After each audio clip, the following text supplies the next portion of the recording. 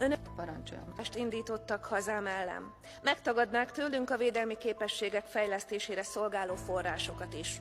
Miközben azt állítják, hogy Oroszország az Atlanti-óceánig meg sem állna, ha Ukrajna elbukna, az EU déli és keleti határait védő Magyarország védelmi beruházásait akadályoznák. Nem érzik az ellentmondást? Tény, hogy van hazámban korrupció, de milyen érdekes, az nem zavarja önöket, hogy korrupt az ukrán vezetés, és az Európai Bizottságot érintő visszaélések felett is szemet hunynak. Önök szerint van jó korrupció, amelyik politikai szövetségeseiket gazdagítja, és van rossz, amely kívül esik az önök körein.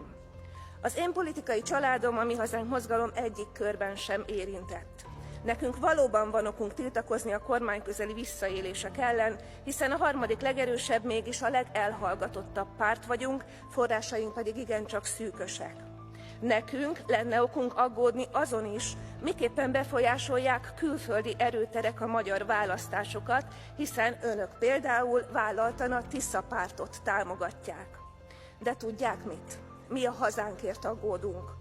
Több mint egy évtizede védjük a schengeni határokat, amelynek költségeihez nem járulnak hozzá, viszont napi 1 millió eurós bírsággal sújtanak érte, közben politikai fegyverként zárolják a nekünk járó forrásokat. Ez nem átláthatósági vita, hanem hatalmi játszma. Azt az országot, amelyik nem igazodik a brüsszeli diktátumokhoz, zsarolják és fegyelmezik, de Magyarország örökké szabad.